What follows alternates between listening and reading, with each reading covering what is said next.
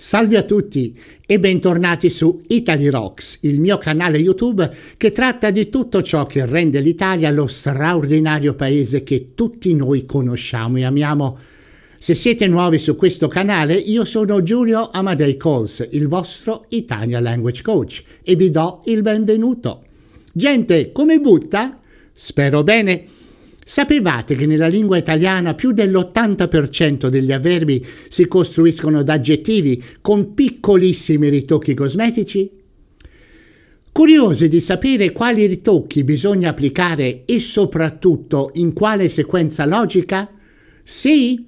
Bene, subito dopo la sigla approfondiremo questo importante soggetto. A prestissimo!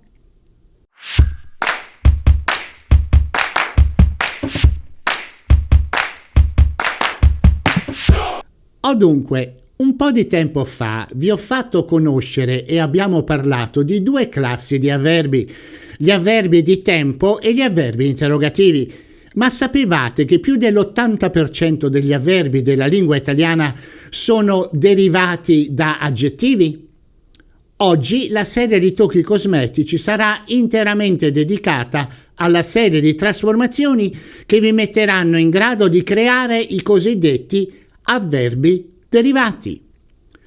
Un avverbio è quella parte del discorso che è invariabile, cioè mantiene invariata la sua forma sia al maschile che al femminile, come pure al singolare e al plurale. Diamo ora un'occhiata a come si può fare diventare un aggettivo un avverbio. Vedrete, è semplicissimo, credetemi. Primo passo, aggettivo. Quando scegliete un aggettivo, ricordatevi che in generale queste parole sono presentate sempre al maschile singolare. Questa è una convenzione che si è stabilita da tempo immemorabile e prende il nome di maschile non marcato. Secondo passo, formate il femminile dell'aggettivo scelto. Vi ricordate come si forma, oppure anche come si riconosce il femminile di nomi e aggettivi variabili? Sì, bravissimi! L'aggettivo di genere femminile ha la vocale finale A. Terzo passo, aggiungere il suffisso mente. Semplicissimo, giusto? Vediamo insieme 4 esempi. Primo esempio. Aggettivo nuovo, maschile singolare. Il femminile è quindi nuova. Non ci resta che aggiungere il suffisso mente. Ed eccolo qua l'avverbio, nuovamente. Secondo esempio, aggettivo aperto, maschile singolare. Formiamo il femminile, aperta. Uniamo ora il suffisso finale mente e otteniamo apertamente. Per il terzo esempio voglio ritoccare un aggettivo invariabile, cioè un aggettivo in cui il maschile è lo stesso del femminile. Aggettivo veloce, invariabile, singolare. La flessione femminile è la stessa, veloce. Attacchiamoci il suffisso mente e otteniamo velocemente. Voglio ricordarvi una regola d'oro. Il suono della lingua italiana parlata deve necessariamente essere piacevole e armonioso da ascoltare. In altre parole, il suono di ogni singola parola all'interno di una data frase e soprattutto il ritmo dell'intera frase deve soddisfare l'orecchio. Ho scelto il quarto esempio per mettere in pratica questa regola d'oro. Quarto esempio, aggettivo usuale, invariabile singolare. La flessione femminile è identica, usuale. Aggiungiamo il suffisso mente e dovremmo ottenere l'avverbio derivato usualemente, che però è scorretto. La forma corretta di questo avverbio è usualmente. Sentite che la pronuncia di usualmente scorre fluisce meno bene di usualmente e che quindi la corretta ortografia e soprattutto la corretta pronuncia di questo avverbio derivato deve essere usualmente, non c'è possibilità di errore. Fortunatamente esiste una regola che potete anche imparare a memoria. Per tutti quegli aggettivi che terminano in le, re oppure lo, ro, eliminate la vocale finale dell'aggettivo prima di aggiungere il suffisso mente. Eccovi alcuni esempi. Leggero, leggermente, agile, agilmente, legale, legalmente, umile, umilmente. Chiaramente, come ogni buona regola, esistono delle eccezioni. Il mio consiglio è il seguente: dimenticate la possibilità dell'esistenza delle eccezioni. Applicate il paradigma che vi ho illustrato tale e quale.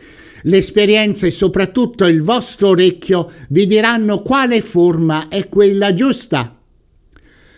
A questo proposito, un altro consiglio che vi posso offrire è il seguente: fate esperienza attiva della lingua italiana. In altre parole, parlate italiano più che potete, soprattutto se siete all'inizio del vostro percorso. Se seguirete questo consiglio, vedrete che col tempo e la pratica tutto diventerà più semplice e vi sembrerà più naturale il parlare italiano. Ma dove fare pratica? In altre parole, dove e con chi potrei parlare italiano? Oggi come oggi ci sono molte possibilità. Io personalmente ho organizzato un affiatato gruppo di conversazione italiana. Propongo anche a voi di unirvi al mio gruppo per sviluppare e aumentare familiarità con la lingua italiana. Se non l'avete già fatto, guardate il video che ho realizzato per capire quali nuove possibilità si potrebbero aprire per voi mettendo in pratica il vostro italiano. Come chicca finale vi voglio dare la motivazione logica per ricordarvi del secondo passo che vi ho illustrato. In altre parole, rispondiamo alla seguente domanda: perché bisogna usare la flessione femminile dell'aggettivo di partenza prima dell'aggiunta del suffisso mente? La parola mente, quando non è usata come suffisso per formare avverbi derivati, è sostantivo femminile singolare e ha una sua propria vita indipendente. Molto generalmente si può definire la mente come il complesso delle facoltà intellettuali e razionali di ognuno di noi, esseri umani. Si immagina poi che la mente sia la sede dell'intelligenza e delle capacità di ogni persona di comprendere ed elaborare informazione. Non è un caso, per esempio, che sinonimi di mente siano cervello, intelletto. Quindi, per rispondere alla domanda iniziale, bisogna che l'aggettivo che si vuole trasformare in avverbio concordi in genere e numero con mente, che è femminile singolare.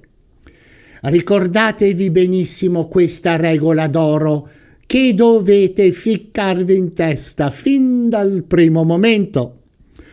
La lingua italiana richiede, vuole, domanda concordanza di genere e numero tra le varie parti del discorso.